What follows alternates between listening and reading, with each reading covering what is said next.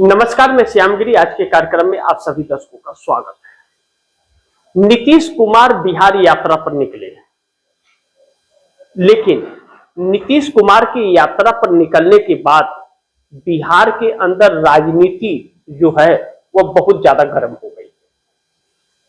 इस गर्माहट का बहुत सारा कारण है, लेकिन पहली चर्चा हम इस पर करेंगे कि नीतीश के यात्रा पर निकलने के बाद तेजस्वी यादव ने बिहार में जो सांसदों की बैठक बुलाई है, सांसदों की बैठक क्यों बुलाई है?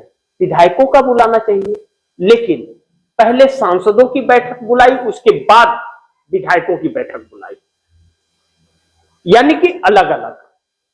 यानी कि बिहार के अंदर कुछ चल रहा है क्या? यह गर्माहट जो कही जा रही थी कि सत्ता परिवर्तन की आहट, नीतीश कुमार से क्या उम्मीद कर सकते हैं? नीतीश के पास इसके अलावा कोई रास्ता भी है नहीं, क्योंकि भाजपा आज नहीं तो कल उनको कुर्सी से हटाएगी।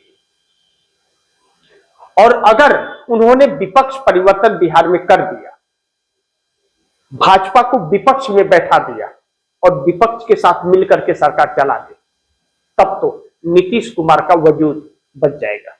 उनकी 5 साल का जो सपना चल रहा है कि आखिरी राजनीतिक पल जो मान रहे हैं अपना इस वक्त 5 साल, वह एक कंफर्टेबल और निष्पक्ष सरकार चला सकते हैं। जाते जाते कुछ अहम फैसले मजबूती से कर सकते हैं। अब तेजस्वी यादव ने जो सांसदों की बैठक बुलाई, 4 सांसद उनके हैं टोटल आरजेडी के, बस 4 सांसद। नीतीश कुमार के 12 सांसद हैं। नीतीश के 12 हैं कि नहीं उसका आकलन कर लेंगे, लेकिन आरजेडी के 4 हैं।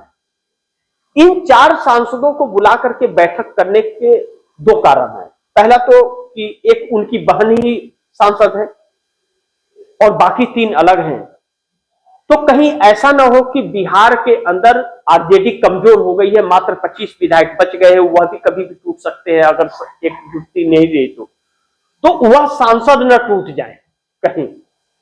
तो ऐसे में उन सांसदों को समझा बुझा करके एक करना, पहली चीज। और दूसरा, विधायकों की बैठक। अब विधायक 25 ही है, अगर उसमें से आधा से ज्यादा चले गए टूटकर और कहा जा रहा था कि 18 विधायक टूटने वाले हैं, तो फिर पार्टी, आरजेडी पार्टी को भी वह छीन सकते हैं, जैसे एकनाथ शिंदे और अजीत पवार ने छीन लिया उद्धव ठाकरे और शरद पवार से, और भाजपा के साथ मिल गए तो वह भाजपा के साथ मिलकर के वह पार्टी छीन लेंगे। यह चिंता है। लेकिन कहा जा रहा है कि यह दोनों चीजें नहीं है। नीतीश कुमार यात्रा से लौटने के बाद बिहार के अंदर विपक्ष परिवर्तन करने वाले हैं, इसलिए यह बैठक हुई है, यह बात चर्चा में है। और मिलके सत्ता में रहेंगे, आप लोगों को इधर उधर जाने की जरूरत नहीं है, यह बात कहा जा रहा है चर्चा में कि कभी बात हुई है। यानी कि बिहार से तख्ता पलट की आहट सुनाई दे रही है मोदी की। लेकिन दूसरी तरफ महाराष्ट्र के अंदर जो बीएमसी चुनाव हुआ है वह बड़ी चौंका दिया। बीएमसी चुनाव के रिजल्ट ने इस हद तक भारतीय जनता पार्टी को प्रभावित किया है कि भारतीय जनता पार्टी न घर की न घाट की कहीं की नहीं रह गई। अब बीएमसी चुनाव में जब कल देर रात जब परिणाम आए तो 227 सीटों में नगर निगम के भारतीय जनता पार्टी मात्र 88 सीटों पर सिमट गई है, बहुमत नहीं मिला है इसे। अब बहुमत का आंकड़ा जो है वह 114 से 115 है, 115, और सीटें मात्र 88 आई हैं।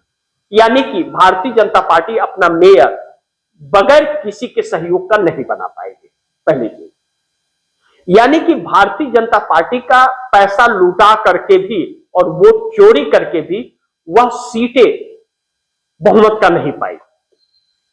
दूसरा, एकनाथ शिंदे को महाराष्ट्र की जनता ने अस्वीकार कर दिया, मात्र 28 सीट उद्धव ठाकरे को आई है। और जब उद्धव ठाकरे को मात्र 28 सीट आई है तो उद्धव ठाकरे भारतीय जनता पार्टी के लिए बड़ी अहम हो गए। इसमें दो चीजें हैं, माफ कीजिएगा, 28 सीटें एकनाथ शिंदे की, 28 सीटें एकनाथ शिंदे की आई है। एकनाथ शिंदे भारतीय जनता पार्टी के लिए बड़ी अहम हो गए। अब चूंकि एकनाथ शिंदे केंद्र के लिए और बीएमसी के लिए अहम है भारतीय जनता पार्टी के लिए, लेकिन महाराष्ट्र विधानसभा के लिए भी अहम है, क्योंकि अजीत पवार अगर छोड़ देते हैं भाजपा का दामन और बीएमसी में उनको कुछ आया नहीं है और उनके ऊपर छापे पड़े थे, तो अजीत पवार शरद पवार के साथ मिलकर के चुनाव लड़े थे, तो अजीत पवार को मात्र 3 सीटें आई है, उनको कोई वोट नहीं दे रहा है और ना तो शरद पवार को दे रहा है। ऐसे में अजीत पवार को हो सकता है कि हटा करके अहमियत एकनाथ शिंदे को भाजपा दे, लेकिन अब इसमें एकनाथ शिंदे जो करने वाले हैं वह बड़ी चौंकाने वाली खबर है। अब एकनाथ शिंदे को सीएम बनाने की बात हुई थी, तो एकनाथ शिंदे को सीएम न बनाकर देवेंद्र फडणवीस खुद बन गए। अब हो सकता है कि एकनाथ शिंदे कहेंगे ठीक है आप सीएम हैं तो हमें मेयर का पद चाहिए, कुर्सी चाहिए, 2 में 1 होगा, आप सोच लो कि अब क्या करना है। और बगैर एकनाथ शिंदे के भारतीय जनता पार्टी अपना मेयर नहीं बनाएगी, यहां पर खेल बिगड़ गया है। दूसरी तरफ 66 सीटें उद्धव ठाकरे शिवसेना को मिली है और 1 सीटें शरद पवार की एनसीपी को और एमएनएस को 6 सीटें मिली है राज ठाकरे को। तो 66 और 1 67 और 6 73 सीटें, 24 सीटें मिली हैं कांग्रेस को। तो 73, 93, 97 सीटें इंडिया गठबंधन को होता है। ऐसे में अगर एकनाथ शिंदे आ जाते हैं उद्धव ठाकरे के साथ तो भारतीय जनता पार्टी विपक्ष हो जाएगी और इंडिया शिवसेना का फिर से बन जाएगा मेयर। अब यह दोनों समीकरण में एकनाथ शिंदे फैक्टर बन गए हैं। अब एकनाथ शिंदे भारतीय जनता पार्टी से भी उनका वो होगा कि आपने सीएम नहीं बनाया तो मेयर बना दो, और मेयर बनना है तो सीएम छोड़ दो। अब भारतीय जनता पार्टी यहां चक्कर में पड़ गई है। अब परिणाम क्या होगा यह वक्त बताएगा।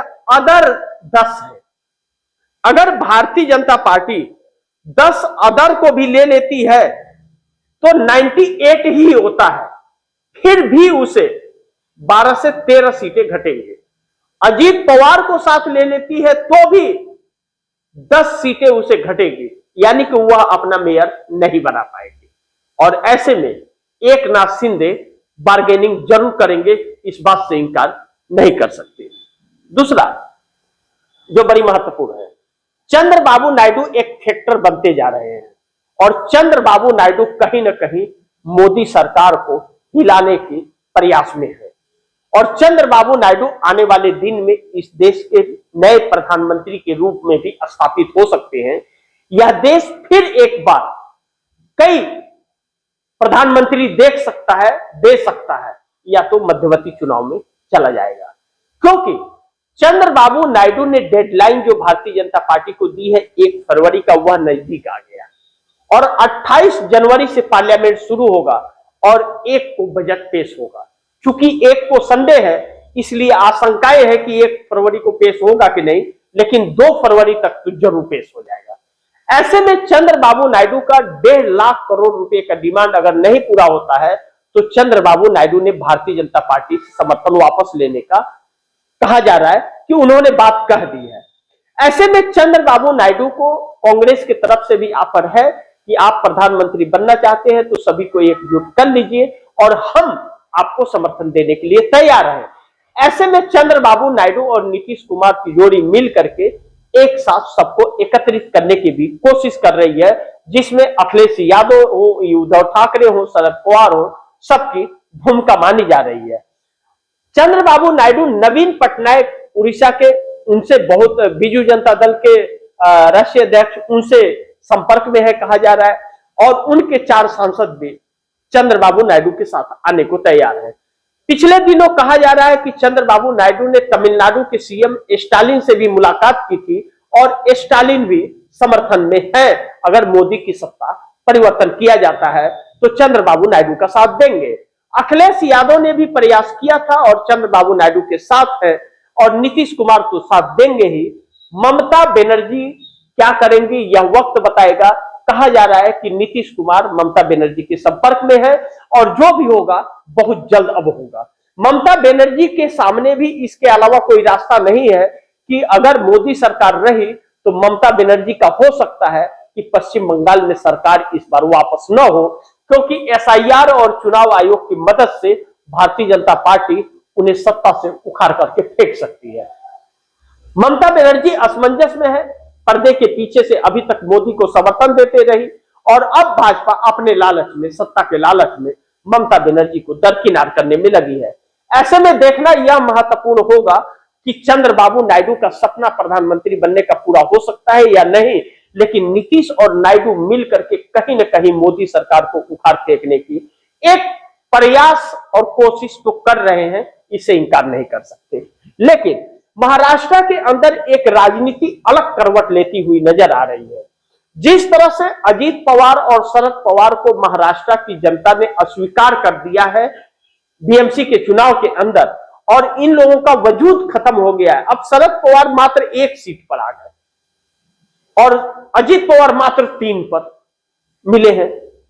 लोकसभा में भी अजीत पवार को नहीं मिला, इसमें भी नहीं मिला, यानी कि इनका जनाधार खत्म हो रहा है। जनता अस्वीकार कर रही है इन्हें। अभी तक भारतीय जनता पार्टी से के बाहर होकर के थे, तब तक तो जनता इन्हें वोट देती थी, लेकिन अपने ही में खरमंडल और भाजपा के समर्थन यह जनता को पसंद नहीं आया और अस्वीकार कर दिया। लेकिन महाराष्ट्र के अंदर अभी भी भाजपा अपना मेयर बनाती हुई नजर नहीं आ रही है और नीतीश नायडू मिल करके इस सरकार को उखाड़ फेंकने की कोशिश में है। अब उद्धव ठाकरे और शरद पवार को यह समझ आ गया है कि मोदी जब तक कुर्सी पर रहेगा, क्षेत्रीय पार्टियां ऐसा न हो कि साल भर मोदी कुर्सी पर रह जाए तो क्षेत्रीय पार्टियों का नामो निशान खत्म हो जाए।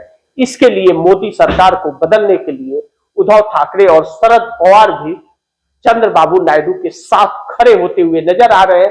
कांग्रेस ने साफ कह दिया है कि हम 100 सांसदों का समर्थन किसी को भी दे देंगे जो मोदी सरकार की व्यवस्था को बदलेगी। आने वाले वक्त में राजनीतिक भूचाल बड़ी तेज होने वाला है।